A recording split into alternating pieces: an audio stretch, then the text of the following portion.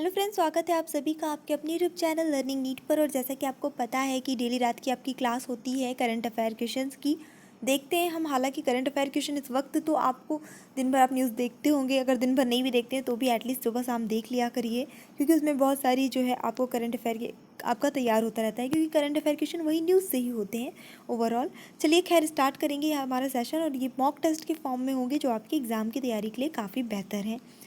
तो हमारा जो आज का फर्स्ट क्वेश्चन है वो है, राष्ट्रपति रामनाथ कोविंद के किस सचिव को हाल ही में केंद्रीय सतर्कता आयुक्त नियुक्त किया गया? संजय कोठारी, अशोक मलिक, कपिल देव त्रिपाठी, राहुल सचदेवा।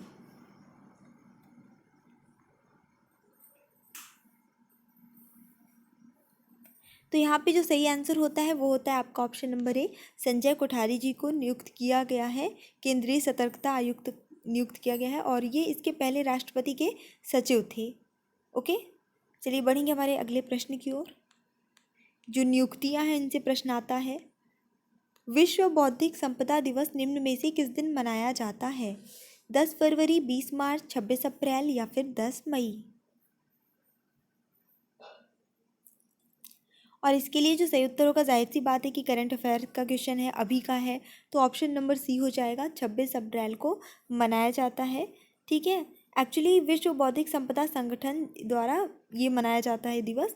और बात करिए किस चीज़ को बढ़ावा देता है, उद्देश्य क्या है, तो ये नवाचार और रचनात्मकता, इन सारी चीज़ों को बढ़ावा देता है, क्रिएटिविटी को बढ़ावा देता है, ये सारी चीज़ें। जागरूकता फैलाते हैं, जैसे डिज़ाइनिंग है, कॉपीराइट है, ट्रेडमार्क है, पेटेंट क्या होता है, इन सारी चीज़ों के बारे में ये थोड़ा सा जागरूक करते हैं। देखेंगे नेक्स्ट क्वेश्चन। किस देश की नौसेना ने 25 अप्रैल 2020 को उत्तरी अरब सागर में पोतरोधी मिसाइलों का सफल परीक्षण किया? नेपाल, चीन, भारत, पाकिस्तान।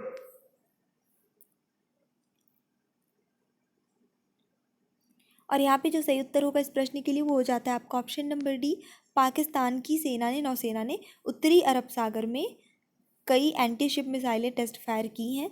और मिसाइलें जो है सरफेस शिप है, फिक्स्ड है, रोटिंग विंग है, एयरक्राफ्ट से फायर की गई।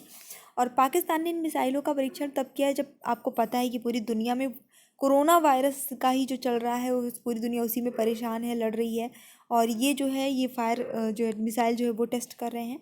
एंड या चीन के वुहान शहर में फैले कोरोना वायरस की चपेट में पाकिस्तान भी है, ऐसा नहीं कि पाकिस्तान इससे सबसे फ्री है, ऐसा नहीं है, वहाँ पे भी इसका प्रभाव है। विश्व मलेरिया दिवस निम्न में से किस दिन मनाया जाता है? 15 मई, 25 अप्रैल, 10 जनवरी, 25 मार्च।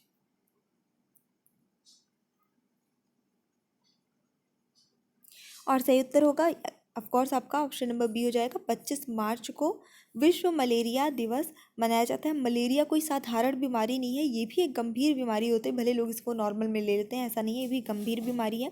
और ये दिवस मनाने का मुख्य उद्देश्य है मलेरिया के प्रति लोगों को जागरूक करना और उनकी जान की रक्षा करना है। लोग एजुकेटेड हो जाए, थोड़ा सा जागरूक हो जाए कि किस तरह से वो मलेरिया से बच सकते हैं, या उसके लक्षण कैसे होते हैं और क्या उनको स्टेप लेनी चाहिए अगर उनमें ऐसे लक्षण दिखते हैं तो। देखेंगे नेक्स्ट क्वेश्चन।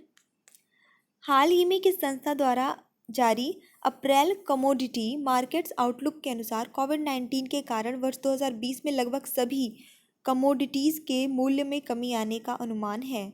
विश्व बैंक, एशियाई विकास बैंक, विश्व स्वास्थ्य संगठन, विश्व व्यापार संगठन।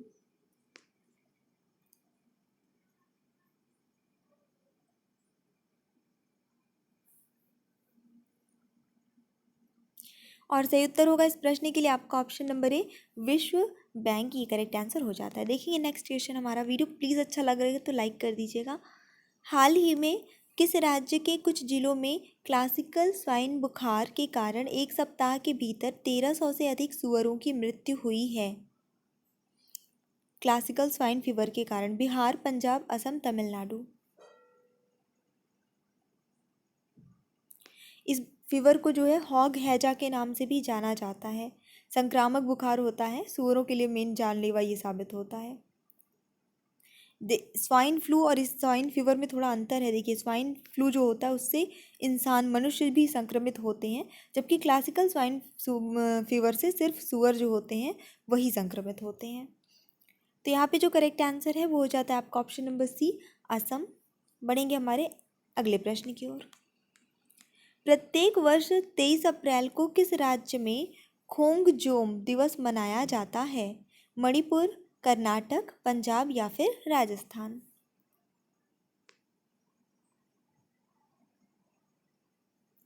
तो यहाँ पे जो सही उत्तर होगा वो हो जाता है आपका ऑप्शन नंबर ए, मणिपुर में मनाया जाता है। और इसका आयोजन किस लिए किया जाता है, इसका उद्देश्य क्या है? तो देखिए 1891 में एंग्लो मणिपुर युद्ध हुआ था, तो उसमें लड़ने वाले योद्धाओं को श्रद्धांजलि देने के लिए मेन ये दिवस जो है मनाया जाता है हर साल 23 अप्रैल को।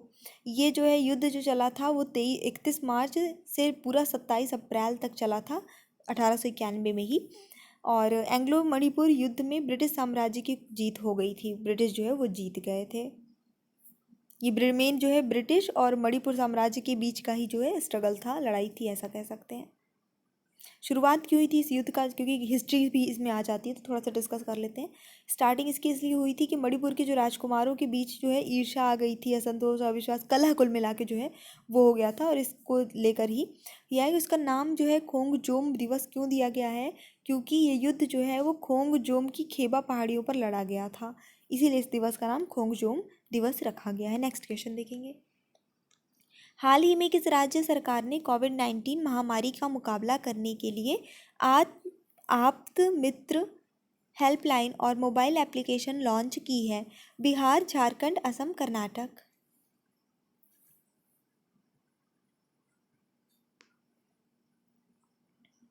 और यहाँ पे जो करेक्ट आंसर होता है वो हो जाता है आपका ऑप्शन नंबर डी, कर्नाटक ने ये हेल्पलाइन और एप्लीकेशन लॉन्च की है, जिसका उद्देश्य है ज़रूरतमंद लोगों को जो भी रिलेटेड परामर्श हो, ज़रूरी परामर्श हो और मार्गदर्शन हो वो प्रोवाइड कराया जा सके। ये सुबह 8 बजे से रात को 8 बजे तक जो है चालू रहेगी।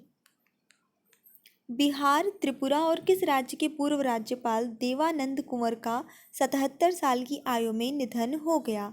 झारखंड, पंजाब, तमिलनाडु, पश्चिम बंगाल? चलिए देख लेंगे सही उत्तर इसका क्या हो जाता है। तो ऑप्शन नंबर डी यहाँ पे बिल्कुल सही हो जाता है, पश्चिम बंगाल इसका करेक्ट आंसर है।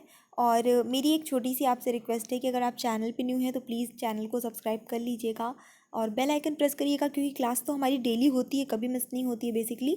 3 क्लास चल रही है डेली, तो उसका नोटिफिकेशन आपको मिल जाए। और नोटिफिकेशन नहीं मिलता इन केस तो टेलीग्राम चैनल पे मैं लिंक शेयर कर देती हूँ और FB पेज पे, तो आप वहाँ ज्वाइन कर सकते हैं, तो वहाँ से भी आपको कोई अगर नोटिफिकेशन क्योंकि नहीं जाता है हमेशा तो मिल जाएगा।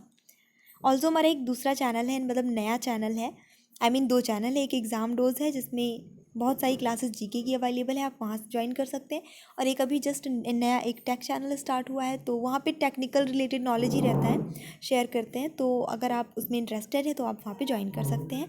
इट जस्ट रिक्वेस्ट, बाकी आप पे डिपेंड है। लिंक सबकी जो है मैं कमेंट बॉक्स में पिन कर दूँगी। तो यहाँ पे देख लेंगे नेक्स्ट क्वेश्चन।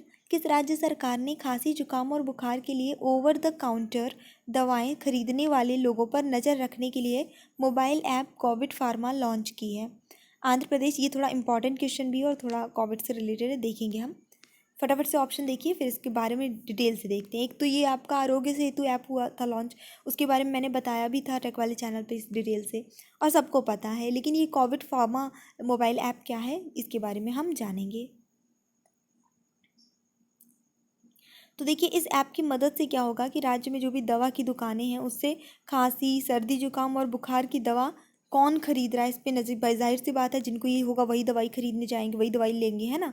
तो इन पे नज़र रखी जाएगी। इससे क्या है, कहीं ना कहीं एक जानकारी रहेगी कि इन पर्सन को ये प्रॉब्लम थी, तो यानी कि इनमें कोविड का जो है वो लक्षण दिखाई पड़ सकता है आगे चल के। तो ये सारी चीज़ें, क्योंकि लोग छुपा लेते हैं, दवाई लेके खा लेते हैं खरीद के, और खुद जानकारी नहीं देते हैं कि उनकी प्रॉब्लम बढ़ रही है कि घट रही है, कुछ भी नहीं। तो कहीं ना कहीं ये जो है नज़र रखेंगे कि कौन लोग इन चीज़ों की दवाई खरीद रहे हैं, सर्दी, जुकाम, खांसी, बुखार की। और नज़र रखी जा सकेगी कि कहीं उन पे, मतलब कहीं ज़रूरत पड़ने पर पता रह सकेगा कि हाँ इन्होंने कुछ दिन पहले या फिर आज इन्होंने ये दवाई खरीदी थी। आंध्र प्रदेश, केरल, हिमाचल प्रदेश, असम ऑप्शन था और इसका सही आंसर है आपका ऑप्शन नंबर ए, आंध्र प्रदेश। तो ये बिल्कुल बहुत ही अच्छा स्टेप है और प्रॉपरली अगर ये यूज़ होता है तो बिल्कुल यूज़फुल रहने वाला ही ये ऐप, सक्सेसफुल होगा। सो आई जस्ट होप कि आपको आज की क्लास पसंद आई होगी। पसंद आई है तो लाइक करिए, शेयर करिए और चैनल पे न्यू है तो सब्सक्राइब करके जाइएगा। So thanks for watching, keep studying and bye bye.